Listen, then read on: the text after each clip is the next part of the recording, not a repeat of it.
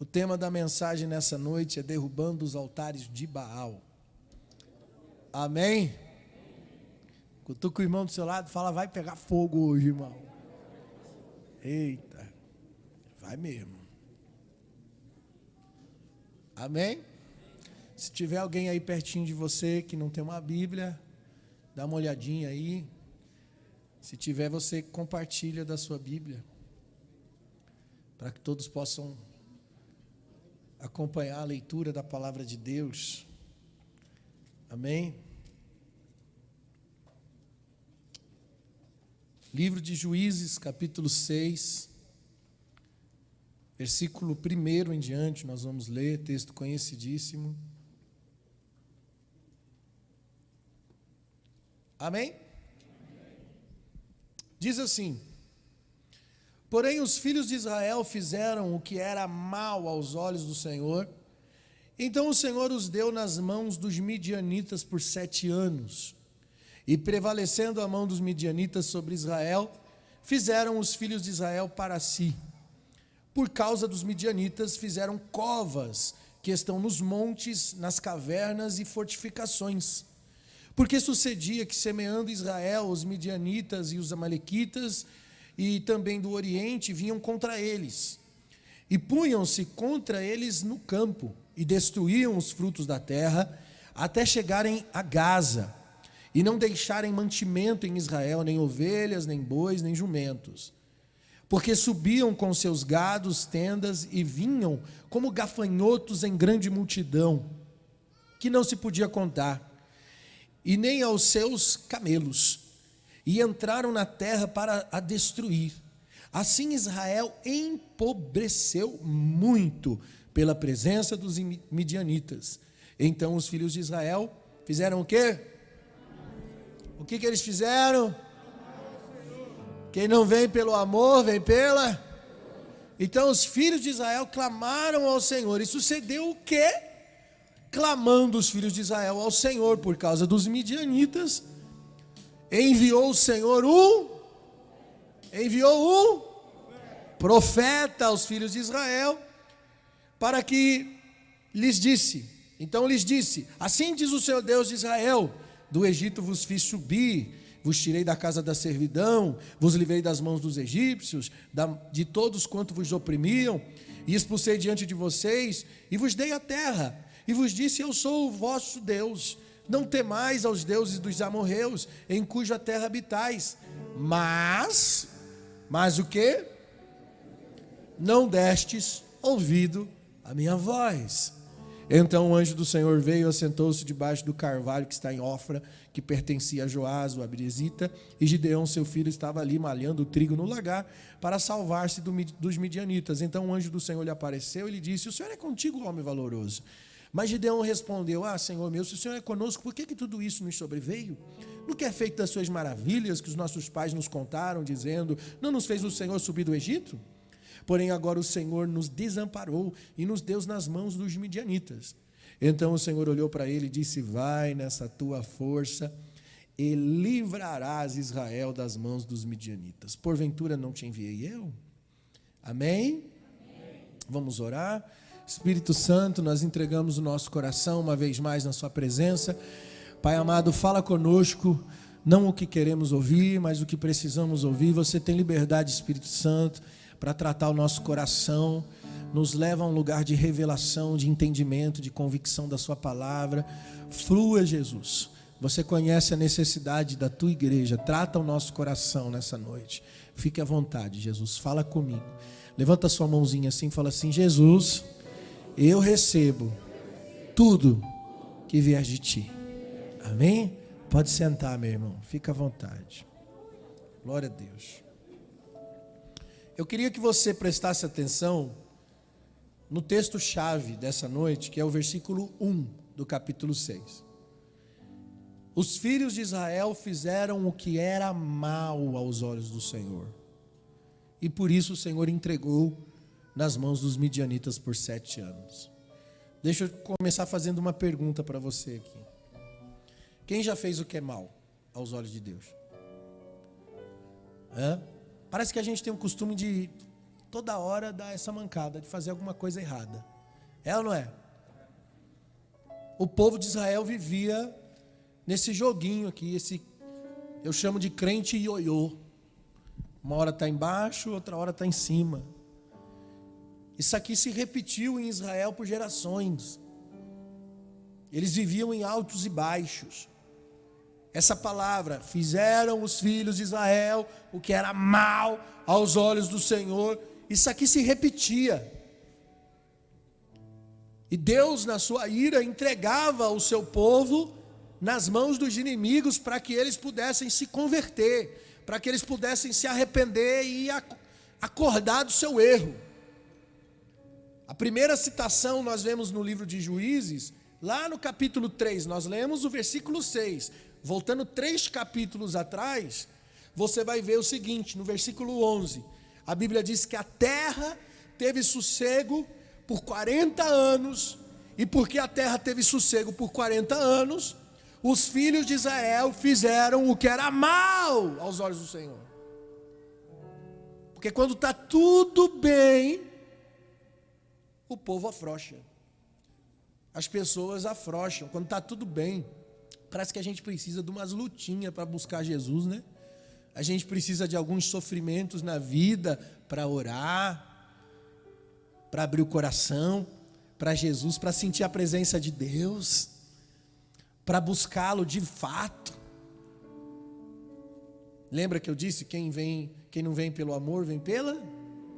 Quem é sincero o suficiente aqui para levantar a mão e dizer, eu vim pela dor, eu fui buscar Jesus porque o negócio estava ruim, e eu entendi que eu preciso.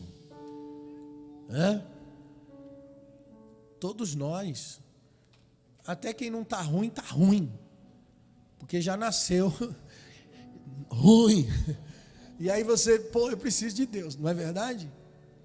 Só que o nosso problema é mais circunstancial do que existencial.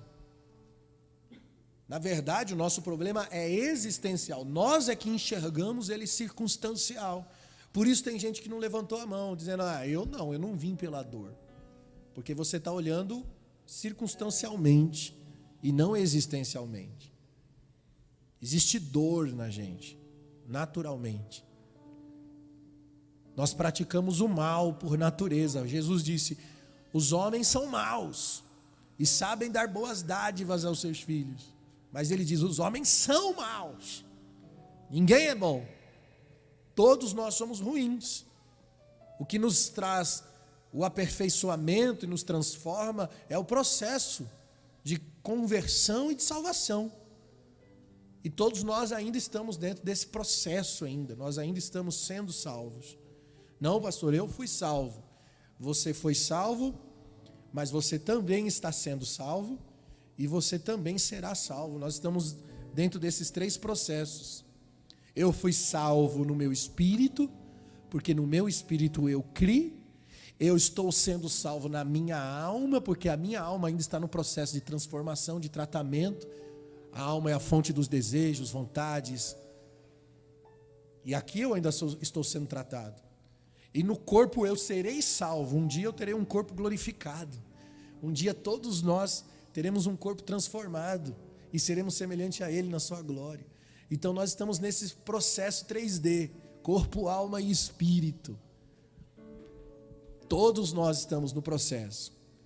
Agora perceba que essa palavra se repetia. Fizeram o que era mal aos olhos do Senhor. Então o Senhor vinha e tratava esse povo. Irmãos, Deus entregou o povo de Deus nas mãos de Moabe, e ele serviu o povo por 18 anos, nessa primeira citação que eu fiz. Depois no capítulo 4, nós vamos ler aqui no versículo 1, que os filhos de Israel tornaram de novo, segunda vez, a fazer o que era mal aos olhos do Senhor, e por causa disso o Senhor entregou esse povo nas mãos de Jabim, rei de Canaã. Dessa vez o povo virou escravo dos cananeus. E toda vez que Israel era escravizado, o que acontecia? Quando Moisés estava lá no Egito, cuidando das ovelhas, no deserto, cuidando das ovelhinhas de Jetro, E aí Deus fala com ele no meio da sarça e diz: olha, eu ouvi o clamor de quem? Do meu povo que estava sendo o quê? Escravizado. Toda vez que o povo é escravizado, o povo clama. E o Senhor levanta um libertador, como levantou Moisés, como levantou Sansão. E como aqui no capítulo 6, no texto original que nós lemos, está levantando Gideão. Mas sempre que esse libertador morria, o povo retornava ao pecado, eles voltavam novamente a praticar o que era mal. E aí o ciclo começava novamente. Parece a gente, não parece? A gente está na igreja, está vivendo o primeiro amor, daqui a pouco dá uma esfriadinha, né? Vem a quarentena, aí o irmão vai, né, dá uma esfriadinha, desvia, e agora a gente voltou com tudo para sair reevangelizar alguns, né? Correr atrás, o irmão está meio desviado, brasa fora do braseiro, vai se apagando. Mas não deveria ser assim. Nós deveríamos ter uma sustentabilidade própria, baseado numa comunhão, numa relação que nós precisamos desenvolver com Deus. A igreja não pode criar pessoas dependentes da igreja, do templo, de pessoas, de lideranças. Nós precisamos ser dependentes de Deus antes de mais nada. E aí no capítulo 6, os filhos de Israel fizeram o que era mal aos olhos do Senhor, e o Senhor entrega o povo nas mãos dos midianitas agora. Israel é humilhado pelos midianitas. Eles invadiam a terra de Israel, roubavam as suas colheitas, roubavam os seus bens, devastavam as suas terras. A Bíblia diz que eles eram como gafanhotos. E o povo de Deus acabava procurando um abrigo em cavernas. Eles passavam a ir às montanhas, tentavam sobreviver como dava. A Bíblia diz no versículo 6 que Israel empobreceu por causa dos midianitas. Ele perdeu tudo para o inimigo, suas casas, seus bens, suas comidas. Eles se tornaram miseráveis, sem lar. E mais uma vez a Escritura diz que os filhos de Israel clamaram ao Senhor. E todavia o clamor de Israel não foi um clamor de arrependimento. O nosso primeiro clamor nunca é de arrependimento. O nosso primeiro clamor é sempre por causa da opressão. Era um clamor de angústia, por causa da pobreza, por causa das perdas, por causa da insegurança, mas não um clamor de arrependimento. Por isso que desta vez, antes de Deus levantar um libertador, a Bíblia diz que ele levanta um profeta. Qual que é a função do profeta? Alinhar o coração do povo que está desalinhado. Profeta não é para entregar chave de apartamento, de casa própria, não, gente. Enganaram vocês. Enganaram vocês. Profeta é para alinhar, é para dizer para as pessoas o quanto elas estão distantes de Deus. Entende? Então primeiro veio o profeta, e ele chama a atenção do povo, ele diz: olha, assim diz o Senhor, Deus de Israel, que tirou vocês do Egito, que fez você subir da servidão, da casa da servidão. Eu vos tirei das mãos dos egípcios, da mão de todos que vos oprimia, vos expulsei diante de vós e vos dei a terra da promessa. Eu disse a vocês: eu sou o vosso Deus, não temais aos deuses dos amorreus, em cuja terra habitais. Mas a Bíblia diz: vocês não deram ouvidos. Sabe o que o Senhor estava dizendo? Vocês não precisam temer a ninguém, vocês deveriam temer a Deus, mas vocês temem os inimigos e não temem a Deus, e desobedeceram a Deus novamente. Esse grande mal que Israel sempre se recaía novamente era o seu pecado. E o seu pecado era que eles se esqueciam do mandamento do Senhor. E só lá no capítulo 10 de Juízes que nós vemos esse povo cair em arrependimento. Porque aqui no capítulo 6 eles não estão em arrependimento. É um clamor por causa da opressão. Mas lá no capítulo 10 eles reconhecem, Juízes 10:10, e os filhos de Israel clamaram ao Senhor dizendo: contra ti pecamos, porque deixamos o nosso Deus e servimos os Balaíns. A palavra Balaíns aqui está no plural, que significa todos os deuses falsos. Balaíns, todos os deuses falsos. A palavra Balaim tem a sua raiz na palavra Baal. Deus amava Israel, e por isso ele tinha que deixá-lo nas mãos dos seus inimigos para que eles acordassem. Israel se recusa a admitir a causa da crise, que era por causa do seu próprio pecado. E essas pessoas sacrificavam bebês a deuses estranhos, por causa da proposta de uma vida melhor, de coisas. Eles se tornaram sensuais, apegados ao prazer. Gente, Deus criou o homem, Gênesis 1:26, para ser a sua imagem e semelhança, para ter a sua glória e para fazer a sua vontade. Dele, por ele e para ele são todas as coisas. Nós precisamos entender isso se queremos nos aproximar do Senhor. Por isso que Deus deseja algo mais do que arrependimento. Quando há arrependimento, Ele exige uma coisa: derrube os altares de Baal. Porque existem muitos. A palavra do Senhor para Gideão, quando ele levanta esse homem como libertador, primeiro ele diz o seguinte, Juízes 6:25, ele diz assim: toma o boi do teu pai, a saber, o segundo boi de 7 anos, e derruba o altar de Baal, que é de teu pai, e corta o poste ídolo, que também é do teu pai. Por que Deus faz questão de dizer para Gideão derrubar o altar do pai dele? O que ele está nos ensinando? Tudo que você aprendeu com a sua parentela, toda a cultura que vem de berço, eu estou anulando. Destrói a cultura que você aprendeu desde a sua infância. Porque todo homem é falho. E Deus tem um princípio diferente para você, um princípio celestial. Você nasceu na terra, mas você não é da terra. E eu quero te ensinar os princípios do céu. Para isso você vai ter que derrubar os altares do teu pai.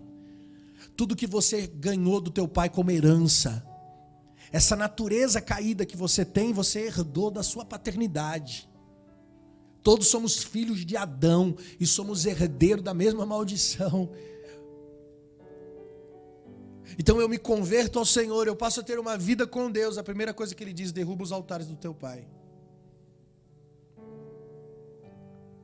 Sabe, as pessoas estavam de joelhos aqui orando, clamando.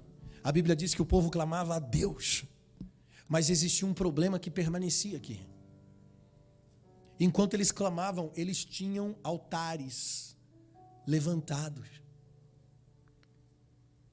Baal continuava lá. E eu vou dizer uma coisa para vocês: Baal ainda continua sendo o grande ídolo atualmente. O nosso arrependimento precisa ser completo.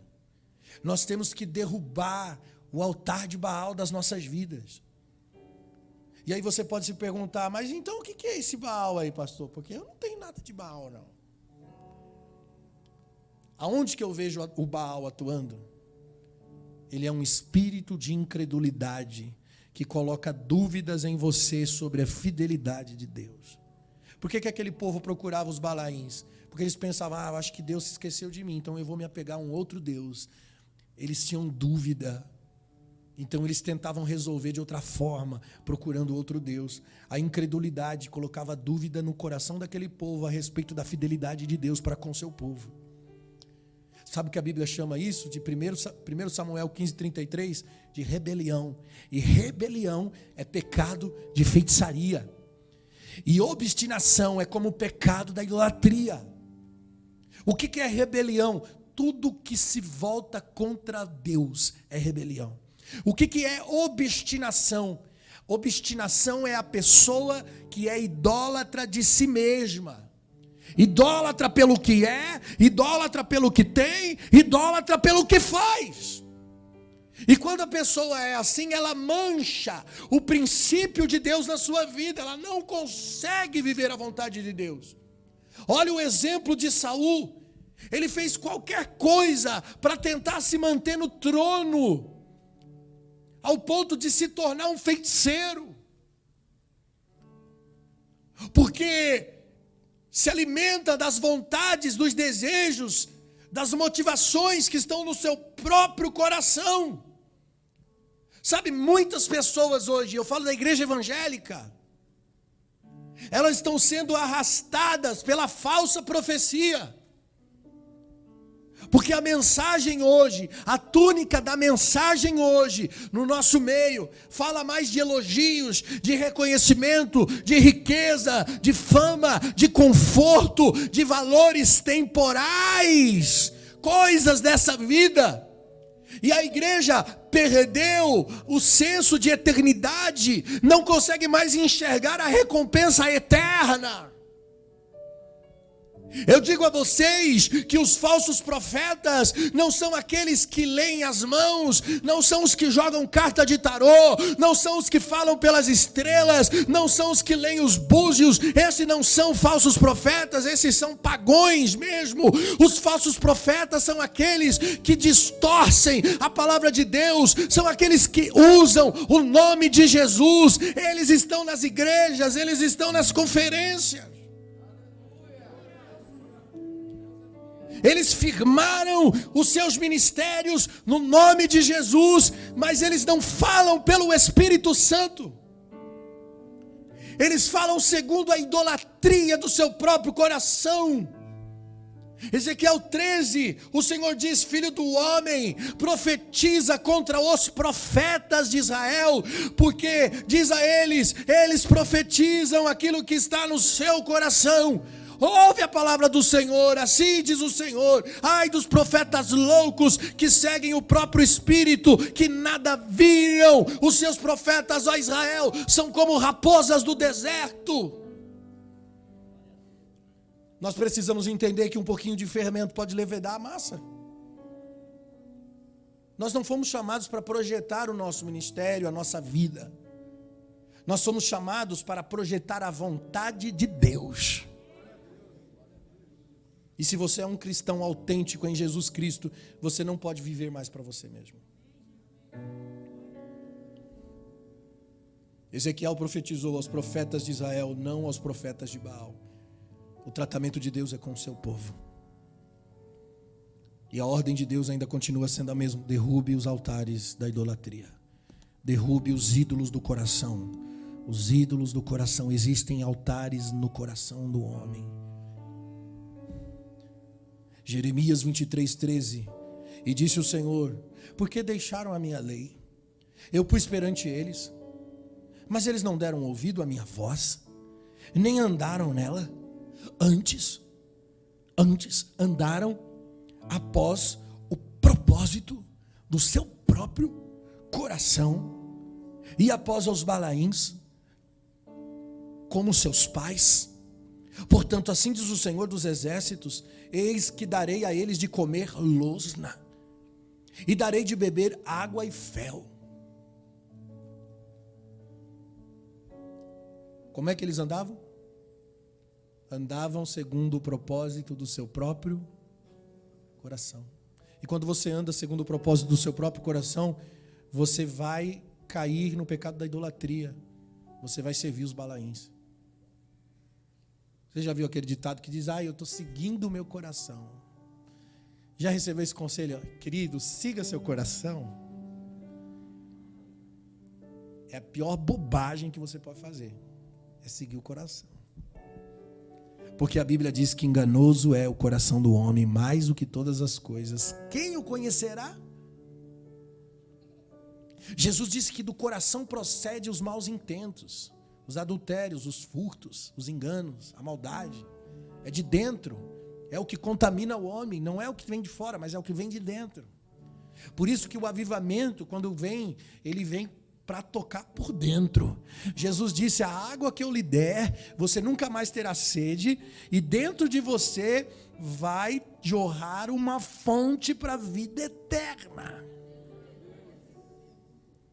Sabe, hoje nós estamos vivendo isso aqui. Homens que seguem o propósito do seu próprio coração. Nós olhamos para a igreja, as pessoas usam o nome de Jesus. Os pastores falam em nome de Jesus coisas que têm a ver com o propósito do seu próprio coração. Há uma distorção muito grande da verdade. Transformam em meias verdades. E eu vou dizer, uma meia verdade é pior do que uma mentira. Aliás, o diabo, ele sempre mentiu sobre uma verdade. O diabo não gosta de criar a mentira, porque a mentira criada, ela é muito evidente que é mentira.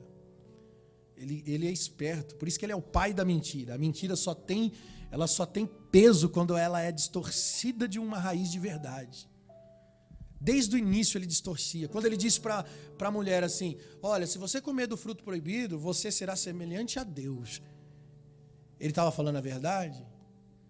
Ele estava certamente falando a verdade, mas ele estava distorcendo.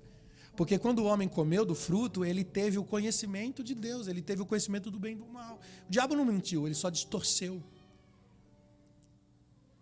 Então ele é campeão de distorcer verdades. Isso tem acontecido no nosso meio. Quantas pessoas pegam um texto isolado da Bíblia? Irmão, uma vez, quando eu namorava, eu fui na igreja da namorada, eu não vou falar qual que igreja que era, eu fui lá para acompanhar, e aí o pastor estava pregando, e eles tiravam 3 ofertas num culto só. Você já deve estar sabendo qual que é, né?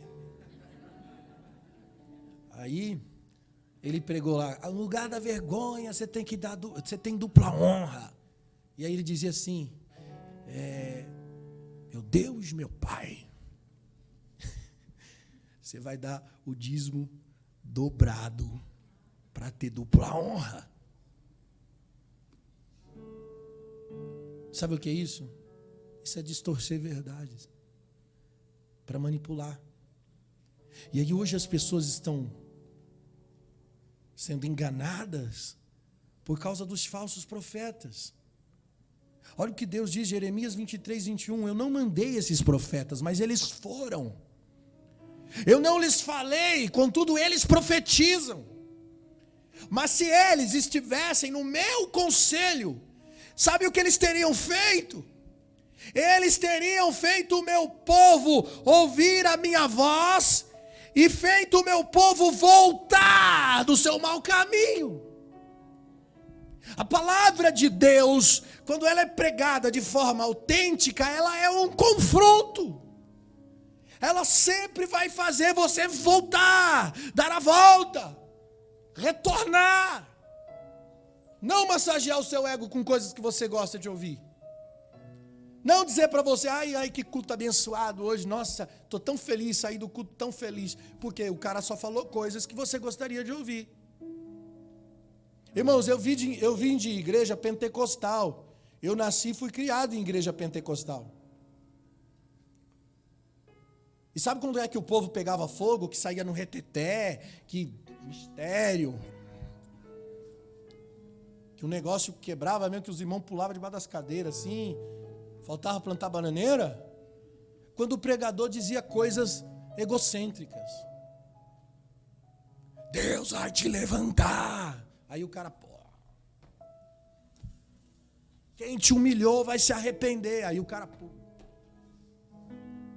pegava fogo sempre quando a mensagem atingia o ego das pessoas, algo que Deus está tentando pela sua palavra destruir no homem. A igreja está aumentando, ampliando esse sentido egocêntrico, egoísta, separado, idólatra. Aí a vida inteira a gente aprendeu a fazer campanha para Deus dar uma porta de emprego, fazer campanha para melhorar de vida, fazer propósito. Eu lembro que tinha uns pastores na época que anunciavam na igreja: quem que é empresário? Aí tem empresário aí? Vou fazer uma campanha na sua empresa. Você vai prosperar. Eu, pastorzão espertinho da vez, né? Claro, ficar perto dos empresários. dar umas profecias lá. Eis que vejo algo. Manter esses caras da grana pertinho da gente, porque tem dízimo bom. Falsos profetas, idólatras de si mesmo. São igrejas que têm altares de Baal. E nós precisamos derrubar esses altares porque eles continuam presos na nossa cultura evangélica. Nós precisamos mudar esse sistema urgentemente. Provérbio 8:13 diz que o temor do Senhor é odiar o mal. É odiar a soberba, a arrogância e o caminho da boca perversa. Sabe, irmãos, olhe para a chamada dos homens de Deus na Bíblia. Quando Jesus chama Pedro e André em Mateus 4:18, ele diz o seguinte: siga-me, eu vos farei o quê? O quê? Eu darei a vocês alegria e felicidade? Eu vos tornarei prósperos e ricos? Não é por que essa é a mensagem de hoje? Não, ele disse: eu farei de vocês pescadores de homens. Sabe, irmãos, Jesus nunca usou as bênçãos e nem os benefícios do reino para seduzir ou incentivar as pessoas a seguirem Ele. Não existe na Bíblia nenhuma promessa de realização pessoal ou de sucesso pessoal. Apenas uma promessa de tornar você servo de Deus, a imagem e a semelhança de Jesus.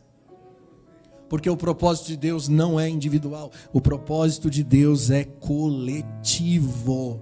O que Deus tem conosco tem a ver com um propósito coletivo, não tem a ver com a sua centralidade. Tiago e João, em Marcos 10:39, eles foram falar com Jesus sobre, tipo assim: Senhor, naquele grande dia da sua glória, eu e meu irmão aqui, Tiago e João, nós queremos sentar do teu lado, queremos um melhor lugar na mesa, um à direita e o outro à esquerda. O que Jesus falou para esses caras? Ele disse: nananina não. Mas uma coisa eu garanto, vocês vão beber do mesmo cálice que eu. E que cálice é esse? O cálice do sofrimento. Esse cálice tem nome, se chama a cruz. Sabe, ainda hoje as pessoas querem servir Jesus, mas no fundo o que elas querem é promover os seus ministérios pessoais. A maioria não está nem aí para a vontade de Deus. A maioria quer promover a sua vida pessoal, seu ministério pessoal, sua particularidade. Eu vou para a igreja porque eu tenho um propósito. As pessoas são descontentes. E pessoas descontentes são arrastadas, aliás, pela cobiça. O contentamento e a cobiça são forças opostas. O contentamento me afasta da idolatria e ela me leva para perto de Deus, mas já a cobiça me distancia de Deus e me leva para os altares da idolatria. Por isso que a Bíblia diz: não quereis ser ricos, porque os que querem ser ricos caem em concupiscências loucas, nocivas, que submergem o homem à ruína e à perdição. Mas se você tem um travesseiro, um cobertorzinho, um lugarzinho para dormir, com isso esteja feliz e contente. Você já viu alguém pregar esse texto para você? Porque isso não fala da nossa alma. A gente quer culto na alma, que massageia as nossas vontades e desejos. Se nós perdermos a motivação correta, nós vamos nos render à cobiça. Até mesmo quando nós desejamos ter o poder de Deus, irmãos. Às vezes a gente quer unção, mas por detrás desse querer a unção, irmão, é um desejo por causa de motivos egoístas. É por inveja ou outros sentimentos que estão escondidos no seu coração. E nós devemos confrontar esses desejos com santidade de Deus. É mais fácil procurar o poder do que buscar a pureza, não é verdade? É. Atos 8:18 diz que Simão achou que poderia comprar o poder de Deus. Pedro disse: louco, não se pode comprar. Muitos têm anseio pelo poder, sabe por quê? Porque tem uma motivação errada, porque querem usar o poder injustamente. O poder muitas vezes pode fazer as pessoas se sentirem importantes. Eu me lembro quando eu fui convidado a pregar em 2008, 2009, até 2011. Eu preguei numa das maiores conferências que houve em São Paulo, no Abala São Paulo. Mais de 10 mil pessoas. E quando eu fui convidado para pregar nessa conferência, eu falei: preciso ir para o monte. Para o monte consagrar. E lá vai eu com a minha barraquinha, pão e água, 3 dias no monte, consagrando para pregar no Abala. E eu estava lá orando: Deus, derrama poder, poder, poder, poder. Hoje eu faria diferente. Eu orava assim: Deus me usa, Deus. Pastor, qual que é o problema de orar para Deus usar a gente? Cara, eu não preciso orar para Deus me usar. Deus usa um jumento. É claro que Ele vai me usar. Eu deveria estar orando para Deus, dizendo: Deus, não permita que eu te use. Não permita que eu me ensoberbeça. Não me deixe ir além da sua medida. Mas eu ainda não tinha o costume de ir para a oração como quem vai olhar no espelho. Sabe, irmãos, muitas pessoas se movem na obra de Deus com a motivação errada no seu coração. Por isso que muitos naqueles dias dirão: nós profetizamos em teu nome, nós expulsamos demônios em teu nome, nós fizemos milagres em teu nome. E vai ouvir de Jesus: cara, eu não sei quem você é, meu irmão. Diferente que muitos não dirão: nós visitamos os presos, alimentamos os famintos, vestimos os nus, os órfãos e as viúvas. Isso aí não quer não. Apesar que tem uns que faz isso aí, tira foto e posta na internet. Dá na mesma, né? Está com a motivação errada ainda. Faz por carência, por reconhecimento, por aplauso, por curtidas e comentários. A gente precisa ter diagnóstico do que está no nosso coração. Sabe por quê, irmãos? Muitos querem usar os dons por egoísmo, para si mesmo. Porque isso de alguma forma traz algum tipo de retorno. Sabe, é um perigo muita unção e pouco caráter. É um perigo muita unção sem compromisso, sem responsabilidade, sem reverência, sem temor. Muita unção com a motivação errada no coração. É um perigo ungir pessoas sem que elas estejam curadas e instruídas no Senhor. Eu mesmo já ungi uma par deles. Porque às vezes a gente olha e fala assim: pô, esse jovem está firme com a gente aí, caminhando, pregando a mesma coisa, está entendendo a linguagem, está caminhando lado a lado. Aí pá, você unge o cara, dá espaço, aí começa. Eu acho que eu posso fazer uma igreja aqui melhor que essa aqui. Começa a se sentir melhor que o outro. E aí cria a rebelião, né? O motim divisor. Pessoas dissimuladas. Aí começa ficando ali no cantinho, às vezes na porta ou num outro cantinho, assim, quando alguém passa e fala assim: se eu fosse o pastor, eu faria diferente. Ou vai visitar alguém que o pastor não foi e diz: irmão, o pastor não veio, mas eu vim, irmão. Tamo junto, conta comigo. O pastor não veio não, mas eu vim. São pessoas dissimuladas, criadores de contendas e divisão. O problema, sabe qual que é? Que a maioria das pessoas na igreja não tem maturidade para discernir isso. Porque alguém se aproxima de você e aí você pensa: eu tenho um relacionamento com essa pessoa. Só que o que essa pessoa tem a oferecer para você é destrutivo, não é construtivo. E aí a maioria das pessoas dá ouvido. Por isso que quando uma pessoa vem dizer alguma coisa para mim: pastor Fabiano, olha, falaram de você isso, isso e isso. Eu digo assim, não diga para mim o que falaram de mim. Diga para mim como eles se sentiram tão à vontade em falar de mim para você. Porque se alguém falou de mim para você, é porque sentiu liberdade para isso. É ou não é? Fala a verdade. Irmão, ninguém vai falar mal para mim de alguém que é meu amigo, porque sabe, é amigo do pastor.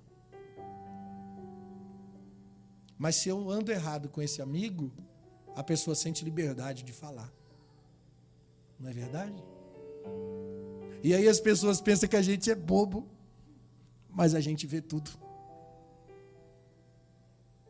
Eu estou dando diagnóstico para você saber construir ambientes relacionais na igreja, na família, no trabalho. Nós não podemos ser esse tipo de pessoa. Sabe, irmãos? É muito perigoso viver desse jeito. Nós precisamos medir as motivações que estão dentro do nosso coração, cara. E eu falo de mim, eu não sou bom, eu não sou perfeito. Eu sou cheio de defeitos. Deus vem me tratando, sabe? Do ano passado para cá, o Senhor veio me tratando, porque a gente pregando fora, viajando para vários lugares aí, a gente corre o risco de se tornar seletivo. É verdade. Tem dia que eu vou numa igreja pequenininha, na periferia. Eu sei que lá não vou vender muita camiseta, não vou ganhar uma oferta boa, mas eu vou por amor.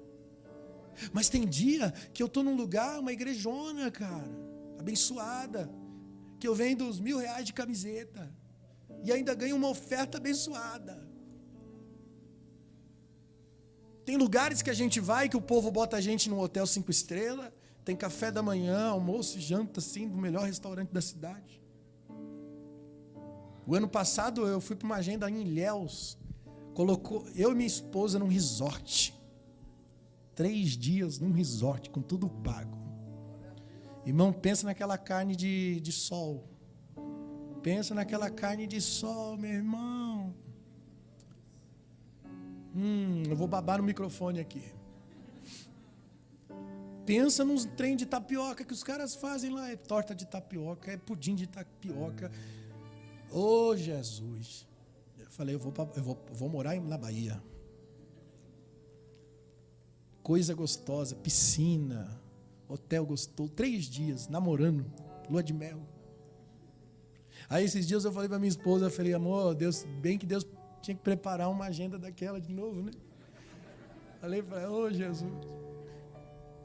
Aí, na semana seguinte, que foi semana passada, um pastor me ligou e falou, nós vamos fazer uma conferência com líderes em Caldas Novas, lá no resort. Vários pastores e tal, e me convidou para pregar 5 dias lá. Tudo pago. Aí eu falei, Deus é fiel. Mas eu fui confrontado, irmãos. Porque no meu coração estava assim, não vou pregar naquela igreja lá não. Tem convite todo dia, eu posso selecionar agora onde eu vou. Posso escolher onde eu vou, porque eu tenho que ver o que é melhor para mim, né? Sabe o que é isso? Idolatria. Altares de Baal no meu coração. Porque eu estou vendo o que é melhor para mim. Eu estou pensando em quem? Em mim. Não no propósito de Deus. Quando a gente deveria orar e dizer, Deus, aonde o Senhor quer que eu vá ministrar? Me direciona, qual o lugar que o Senhor quer que eu esteja para ser uma voz profética do Senhor. A gente perde todo o senso missional e começa a viver, sabe? Para nós mesmos. Conhecendo a verdade, falando da verdade, e muitas vezes sem a vida da verdade. E a verdade só é verdade quando ela é praticada.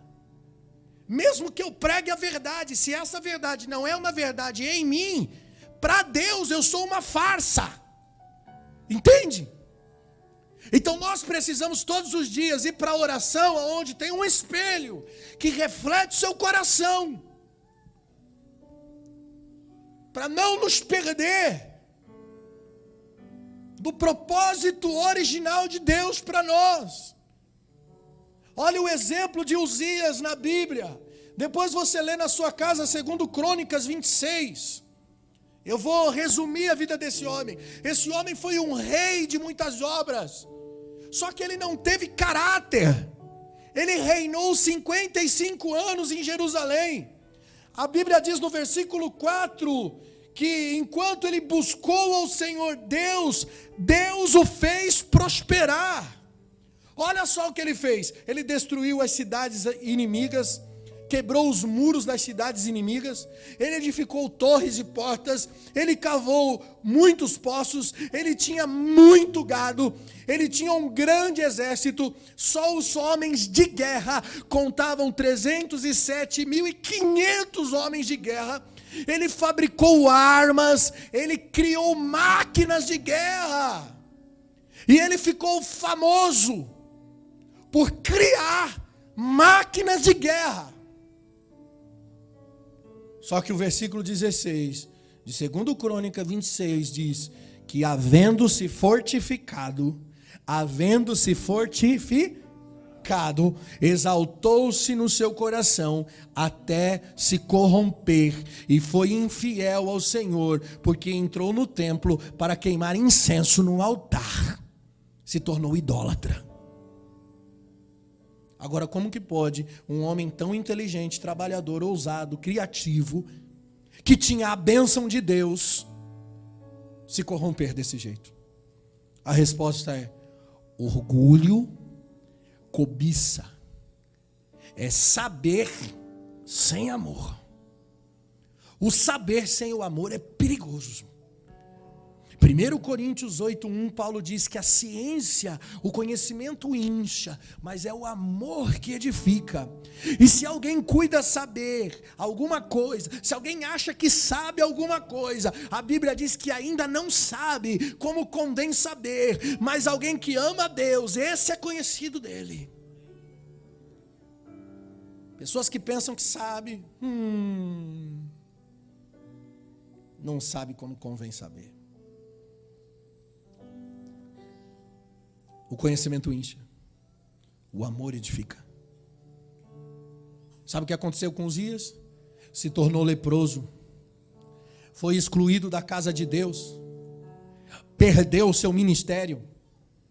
Sabe, não é o diabo que destrói o orgulhoso, não é o diabo que derruba uma pessoa orgulhosa, mas é o próprio Deus que abate ao soberbo. 1 Pedro 5:5, a Bíblia diz: revesti-vos de humildade, porque Deus resiste aos soberbos e dá graça aos humildes. A soberba tem um pai, o orgulho tem um pai. Você já leu sobre a queda de Satanás? Antes de ser Satanás, ele era anjo.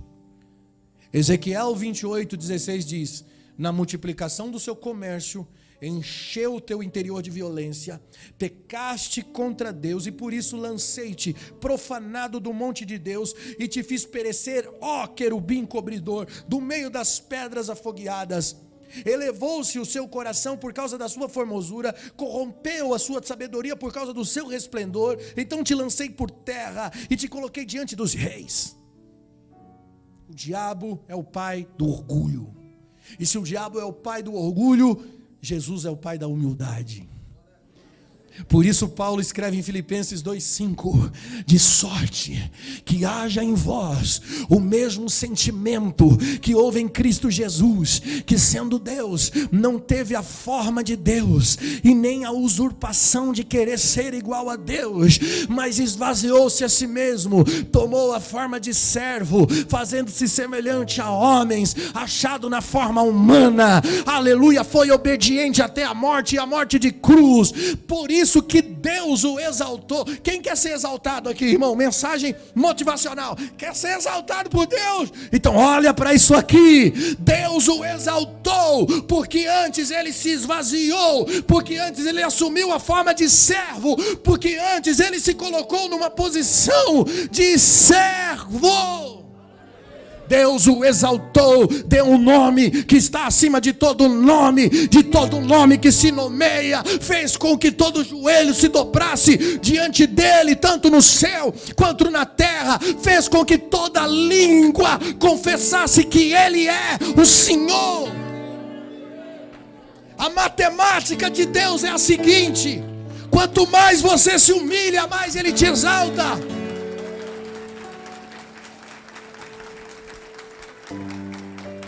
Na matemática de Deus, o servo é que governa, o forte, o fraco é que é forte, o pobre é que é rico, o que chora é o que está alegre. A matemática de Deus é invertida. Não esse senso que nós temos de motivacional, de riqueza, prosperidade, honra, glória e poder. Desconfie de tudo isso. Aleluia. A Bíblia diz que o amor, ele não busca seus próprios interesses, mas a sabedoria sim. O conhecimento busca seus próprios interesses. E Davi sabia disso quando ele estava orando no Salmo 19. Por isso que Davi era o homem segundo o coração de Deus, cara. Porque quando ele ia para a sala da oração, ele colocava um espelho que refletia o coração dele. Olha o que ele diz no Salmo 19, versículo 13, ele diz: Senhor, guarda-me da soberba, para que não se assenhorie de mim, para que eu seja sincero, para que eu fique limpo, sem transgressão. Ele dizia a Deus: não me deixa ser soberbo. Sabe, irmãos, o maior problema de Deus não é o diabo, somos nós. É a nossa cobiça, é o nosso orgulho. O diabo foi vencido na cruz. O desafio de Deus agora é quebrar o orgulho do seu coração. Olha o que Tiago diz em capítulo 4, versículo 1 de Tiago. Ele diz: de onde vêm as guerras e as pelejas entre vocês? Porventura não vem a saber dos vossos deleites, dos vossos membros que guerreiam? Por isso vocês cobiçam e nada têm, vocês matam e sois invejosos, vocês nada podeis alcançar, combateis, guerreais e nada tendes, porque vocês pedis e pediu e não recebeu, porque pediu mal, pediu para gastar no próprio deleite. Idolatria é você viver para si mesmo. Eu disse aqui que a raiz da idolatria não é o ídolo, não é a imagem escultural, é o homem viver para si mesmo. Paulo diz: vocês são inimigos da cruz, porque fizeram do ventre de vocês o Deus de vocês, porque vocês estão em busca de coisas terrenas. Agora diz para mim, se nós como igreja evangélica estamos certos ou errados?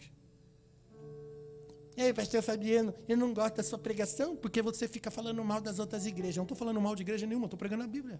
Está aqui, lê a sua, acompanha com a sua e me desculpa se você está acostumado somente a ouvir um cidadão falar com o microfone nas mãos. Aí você pega o que ouve e acha que a mensagem é a sua salvação. A salvação é o fim. Nós estamos no processo tem que consertar, tem que corrigir, tem que santificar. Eu não posso pular para o fim, tem que passar pelo processo. Mas tem gente que gosta de ir na igreja e pregar só: Deus é bom, Deus é fiel. Deus é bom o tempo todo, Deus é bom. Deus odeia o pecado, mas Ele ama o pecador. A gente gosta de dizer isso, né? Só para ficar bonito, assim, para ficar, uau, graças a Deus, né? Deus ama o pecador, então sou amado por Deus. Só que a Bíblia diz que Deus odeia o pecador também. Essa frase está fora. E aí? Por isso que a mensagem sempre foi a mesma: arrependei-vos, porque é chegado o reino de Deus. As maiores contendas que existem em nosso meio é por causa dos prazeres, é por causa das cobiças que nós almejamos. Faz uma autoanálise aí. Você tem treta com alguém? Quem tem treta com pessoas aí? Ninguém?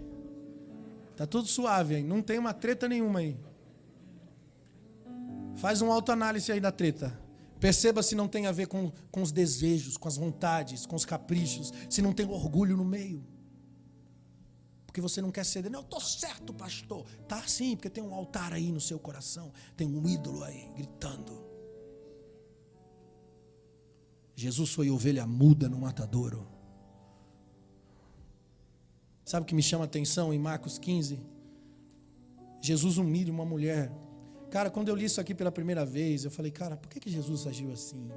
Eu fiquei pensando. Aliás, se você observar o comportamento de Jesus na Bíblia, você vai perceber que Jesus é um cara grosso. Não é?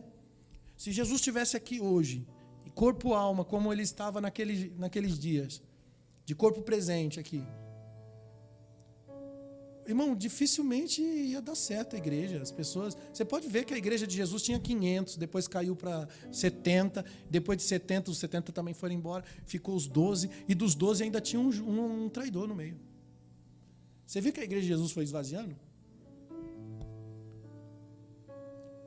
Por quê? Porque Jesus, ele é o único que consegue olhar para mim e para você e enxergar o coração.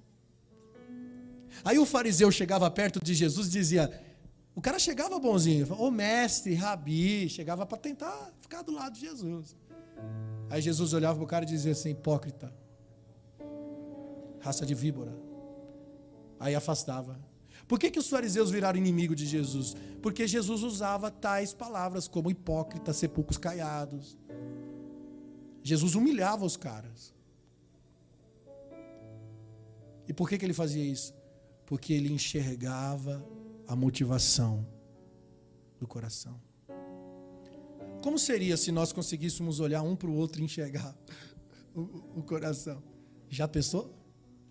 Hã? Se a gente conseguisse ouvir o coração do outro, não ia ter falsidade no nosso meio. O negócio ia ser muita treta, não ia não, irmão?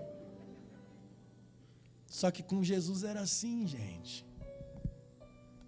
Aí ele olha uma mulher que tem uma filha que está endemoniada. Depois você lê lá Mateus 15, 21. Deixa eu ver aqui. Versículo 23, ó. Essa mulher foi até Jesus dizendo, tem misericórdia de mim, porque a minha filha está miseravelmente endemoniada. E Jesus não respondeu nenhuma palavra. Aí os discípulos chegaram ao pé de Jesus e rogaram, ô mestre, a mulher está aí tentando falar com o senhor, você não vai falar nada com ela não? O senhor não vai despedir ela, não vai fazer um milagre, não vai curar ela? E aí? Jesus não responde, a mulher falando e Jesus quieto, andando, seguindo como se ela não estivesse lá. Jesus ignora a mulher. Aí tem uma hora que ele cansa e diz assim, ó minha filha, eu não posso fazer nada pela senhora, porque o que eu tenho é para os filhos, você não é filha. E eu não posso dar o que é dos filhos para os cachorrinhos. Cara, mano, que humilhação, velho. Não, tenta se colocar no lugar dessa mulher. Você está lá pedindo ajuda de Jesus e ele chama você de cachorrinho.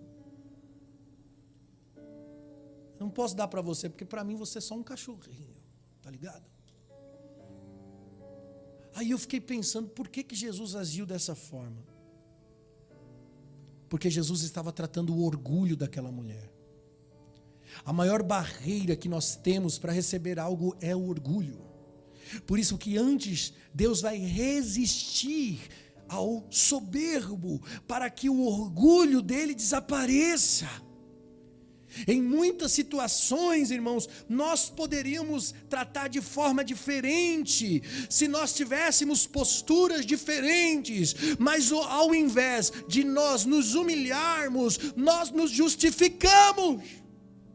Queremos mostrar o porquê, não, é só por causa disso. Não, eu não sou ruim, O problema é que aconteceu isso, isso e isso. A culpa é do outro. Aí nada se resolve na nossa vida, porque o tempo inteiro nós estamos tentando nos justificar. O orgulho é um depósito de feridas.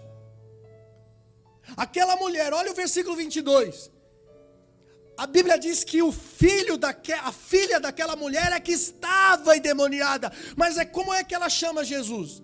Ela diz, tem misericórdia de quem? Da minha filha? Não, ela disse, tem misericórdia de quem? De mim.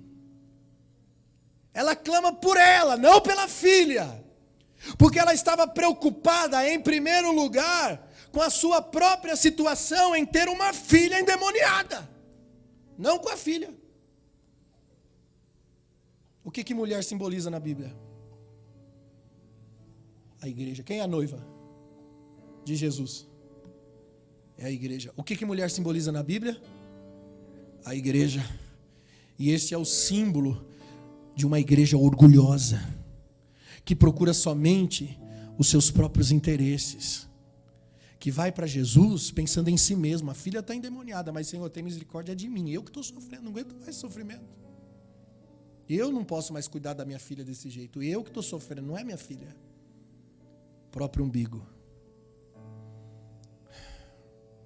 Por isso que o machado está posto à raiz, irmãos. Mateus 3,10, toda árvore que meu pai não plantou será arrancada fora. Aleluia. Tudo que está em nós e não foi Deus que plantou, será arrancado. E começando pelo orgulho, tem que ser arrancado. Por isso que muitas vezes Deus vai ter que resistir a você, e você vai ter que provar do silêncio de Deus.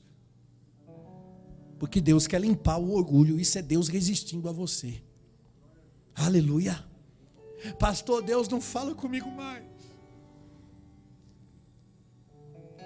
Então se deixa quebrar. Se humilha, para de se justificar. Para de pensar em si mesmo. Para de viver no individual, vem para o coletivo. Jesus não respondeu nada para aquela mulher. O silêncio é o desprezo. E essa é uma das piores coisas que pode acontecer com alguém, é Jesus não te ouvir, é Jesus não parar para te atender. E automaticamente, quando você é ferido, o orgulho se apresenta. Como é que eu sei que alguém é orgulhoso quando é ferido? Ele não me ama. Ele não me ouve. Coitadinho de mim. O orgulho sempre vai gritar tais coisas em você. E se essas coisas permeiam o seu cérebro, se é isso que você pensa quando ninguém te ouve, se é isso que você pensa quando as pessoas não fazem o que você gostaria, se é assim que você caminha diante de Deus, eu digo para você, você tem muito orgulho em você. Por isso que Jesus criou um clima para aquela mulher expor a sua humildade. Quando aquela mulher diz, eu aceito ser cachorrinha, porque até os cachorrinhos comem as migalhas, Jesus falou, uau, agora sim, a salvação entrou aqui. A sua fé te salvou, vai, tua filha está curada. Aleluia. Sempre a intenção é que essas pessoas possam entender que era necessário buscar a Deus, não só de lábios, mas com o coração. Esse é o propósito do Senhor. Lembra do jovem rico em Mateus 10,17? Irmão, olha, Jesus é muito louco, cara. Por quê? Porque Jesus é mal educado. Porque ele vê a gente por dentro, ele conhece o coração. A Bíblia diz que um jovem rico chegou para Jesus dizendo, mestre, uau, eu quero caminhar com você, Jesus. Como que eu faço para ele dar o reino de Deus? O cara está interessado no céu. Ele não foi para fazer campanha de prosperidade. Ele foi lá interessado em entrar no céu. Como que eu faço para entrar no céu? Cara, Jesus falou, vende tudo. Dá aos pobres. Cara, os discípulos devem ter olhado e falado assim, por que Jesus faz isso? O cara correu para ele, o cara se ajoelhou na frente dele, o cara chamou ele de bom mestre, mostrou-se interessado em herdar a vida eterna, e aí Jesus pega e dá uma lapada no cara desse jeito e fala assim, meu filho, você só vai entrar no céu se você vender tudo e dar aos pobres. Jesus estava mostrando para o cara as suas motivações. E é por isso que ele saiu contrariado no versículo 22. Ele retirou-se triste, porque ele amava mais os bens do que a Deus. Amava mais os bens do que a Deus. Porque a cobiça e o orgulho te impedem. Sabe, irmãos? A cobiça e o orgulho impede você de abrir mão das coisas que você tem, das coisas que você é, das coisas que você faz. Você não consegue abrir mão disso para servir a Deus. Essa é a idolatria de hoje. A cobiça distancia o homem de Deus e leva ele ao altar da idolatria. A cobiça tem se alastrado na igreja, disfarçada de bênção, colocando uma máscara na sua verdadeira identidade. Usando o nome de Jesus, mas transformando pessoas em pessoas cobiçosas. Ezequiel 14:1 ele diz: e vieram a mim alguns homens anciões de Israel, e se assentaram diante de mim. Então veio a mim a palavra do Senhor dizendo: filho do homem, esses homens levantaram os seus ídolos nos seus corações, e tropeço da sua maldade puseram diante da sua face. Devo eu de alguma forma ser interrogado por eles? Sabe o que Deus está falando para o profeta? Dizendo: esse povo que está aí, eu não quero falar com eles não, porque esse povo aí colocou ídolos no coração deles, eles são carregados de maldade. Deus estava lamentando sobre as pessoas com quem ele havia feito uma aliança, mas essas pessoas tinham ídolos no coração. Salmo 19:12, Davi pergunta para Deus: quem pode entender os próprios erros? Eu vou dizer para você, só o Espírito Santo pode trazer à luz os seus pecados. João 14:26 diz que o Espírito Santo, o Consolador, que o Pai enviará, ele nos ensinará todas as coisas e vos fará entender tudo que Jesus ensinou. Em João 16:13 ele diz: quando vier o Consolador, o Espírito da verdade, ele vos guiará em toda a verdade, porque não falará de si mesmo. É o Espírito Santo que convence o homem do pecado, da justiça e do juízo. É Ele que faz jorrar uma fonte no nosso interior, que muda o nosso coração caído, que transforma as nossas motivações erradas. Olha o texto de Ezequiel. Deus não disse a eles que eles haviam colocado um ídolo na sala de estar, nem no quintal, nem na cozinha. O ídolo estava no coração. Essa é a idolatria de hoje. O ídolo está no coração. Precisamos derrubar, destruir esses altares. É tempo dos libertadores. E a palavra de Deus para nós, atalaias, é: pega o boi do teu pai e derruba os altares do teu pai. Tudo que você aprendeu com os seus pais, com a geração passada, vai derrubar. Começa destruindo a cultura que vocês aprenderam,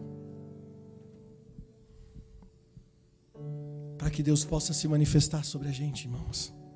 Chega desse evangelho, o evangeliquez sem efeito, com promessa sedutora. Deus quer compromisso com você, cara. Eu sei que essa mensagem não é aquela que faz você dar glória a Deus, não é aquela que faz você pular, dançar, sapatear, não é aquela que faz você se alegrar. Essa é aquela mensagem que faz você ficar assim, com cara de bobo. Por que eu vim?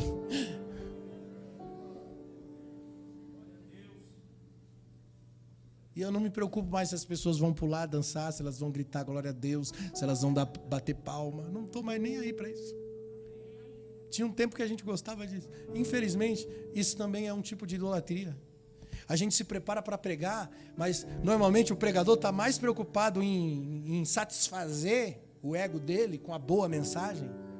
Então ele diz: eu vou lá quebrar tudo, porque depois vai ter foto. Depois vai ter aplauso, depois vai ter reconhecimento, agora eu vou traduzir para os dias de hoje, né? Vai ter like na internet, minha conta do Instagram vai crescer. As pessoas vou ganhar seguidores. Tem que agradar. E aí o cara se prepara para pregar, E aí ele vem aqui para tentar tocar na alma das pessoas, porque ele quer dizer aquilo que as pessoas querem ouvir, porque isso agrada. Dá ibope. Pode ver os vídeos que estouram na internet aí, irmão. São pessoas que pregam um evangelho motivacional. O tipo evangelho coach, que só diz coisas que as pessoas querem ouvir. Que diz que Jesus é o centro de Deus, mas o homem é o centro de Jesus. O homem é o cara. Sabe, irmão, você é tudo. Só que você não é nada. A Bíblia diz que o homem é como a erva, é como a semente que cedo, é como o orvalho que cedo passa, é como a fumaça que dissipa. O homem não é o centro de Jesus. Jesus é o centro e continuará sendo o centro dele mesmo. Eu faço parte desse reino. Eu faço parte de Jesus, mas eu não sou o centro de Jesus. Eu sou o corpo. Ele é o cabeça. Ele é o centro, ele é o comando. Entende? Mas as pessoas criaram um falso evangelho por causa de uma idolatria que está no coração delas. Criaram uma cultura diferente da cultura do reino, por causa da idolatria que está no coração delas. Essa noite é uma noite de despertamento, de clareza, de visão, para você entender. Sabe o que eu quero que aconteça com você? Que você não consiga mais ouvir qualquer coisa. Que você saia daqui e quando você ouvir uma mensagem, você fala, não desce mais. Porque você está comendo a comida do reino. E quando você come a comida do reino, eu vou dizer, leão come carne, lebre que come alface. E quando você estiver num culto de alface, você vai dizer, não desce, irmão, eu sou leão no reino de Deus. Eu estou entendendo o propósito. Sabe, aquilo que a Bíblia diz, analise tudo, retenha o que é bom. Você só vai analisar se você tiver diagnóstico. E eu estou aqui hoje como profeta de Deus para trazer alinhamento, para mostrar para você o propósito de Deus, para direcionar você. Mas quem vai entrar é você que entra. É você que diz sim, é você que diz não. É você que se coloca no altar e pede um espelho para Deus, para ver o seu coração. É você que vai ter que guerrear contra você. A proposta do reino é negue-se a si mesmo, traga a sua cruz. Essa é a proposta do reino de Deus, igreja.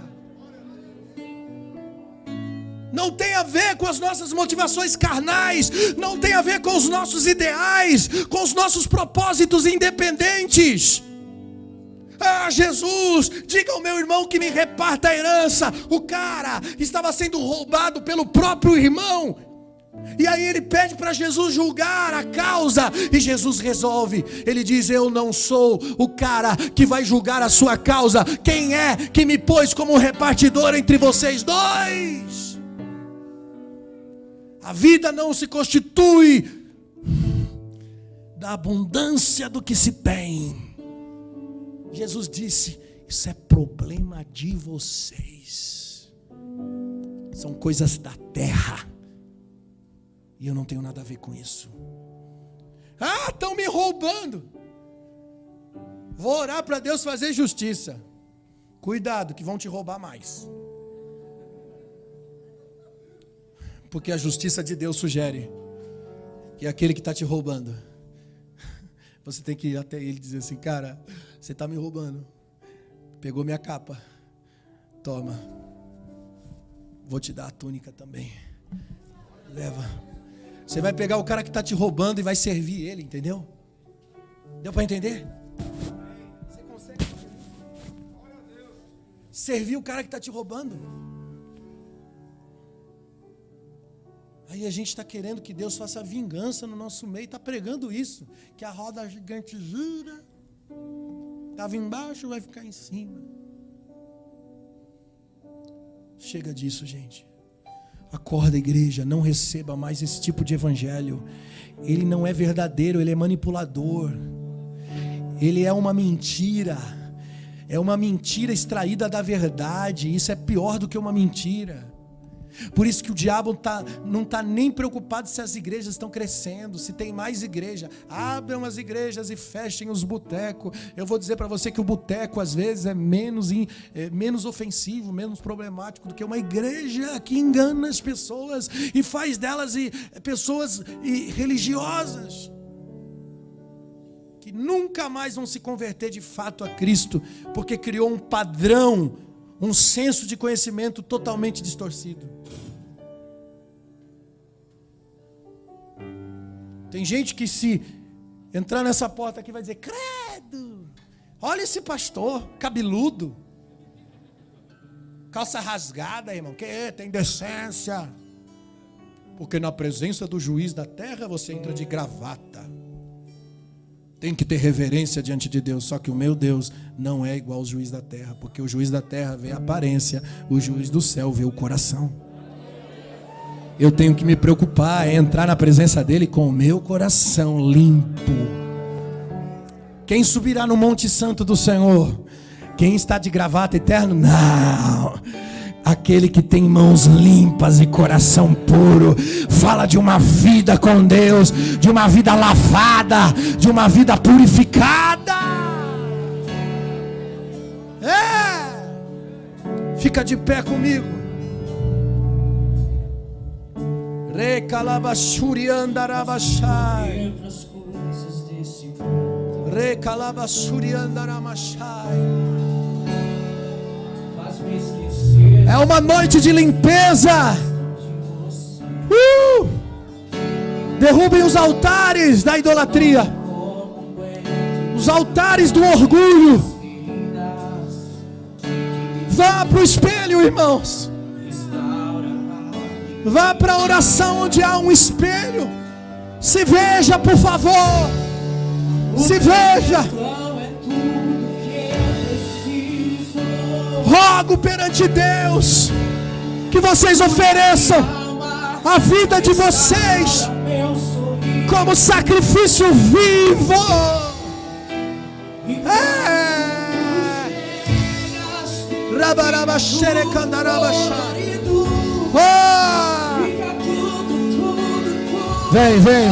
Vem, presença de Deus. Vem.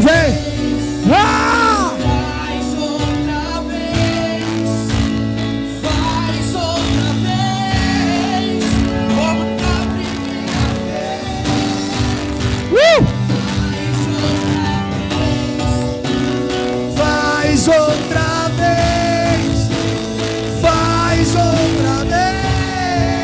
como na primeira vez.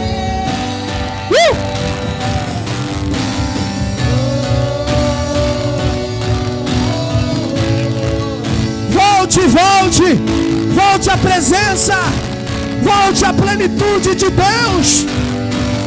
Corra para Ele.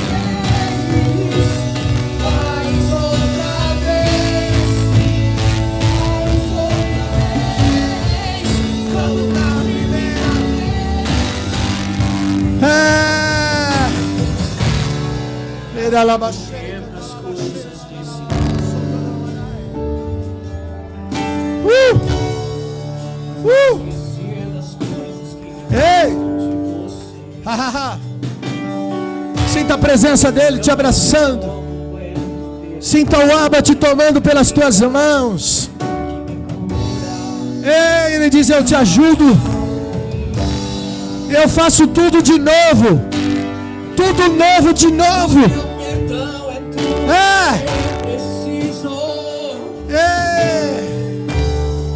Cura minha alma, restaura o meu sorriso. E quando tu chegas, fica tudo colorido. Fica tudo colorido. Faz outra vez. Faz outra vez. Faz outra vez. Como na primeira vez.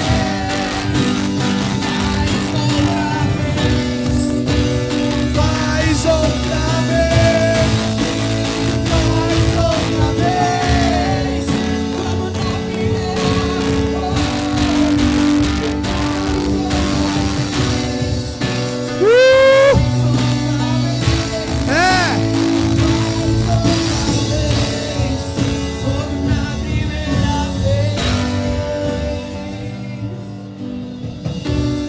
Coloque a mão no seu coração, irmãos.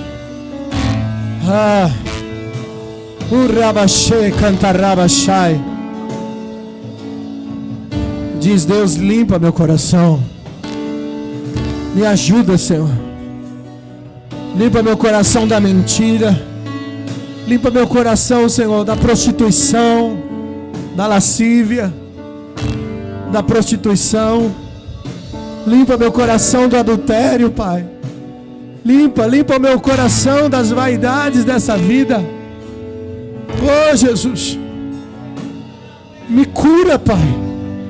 Eu entendi, Senhor, que o meu problema é o coração. É aqui dentro que eu preciso de transformação, Pai.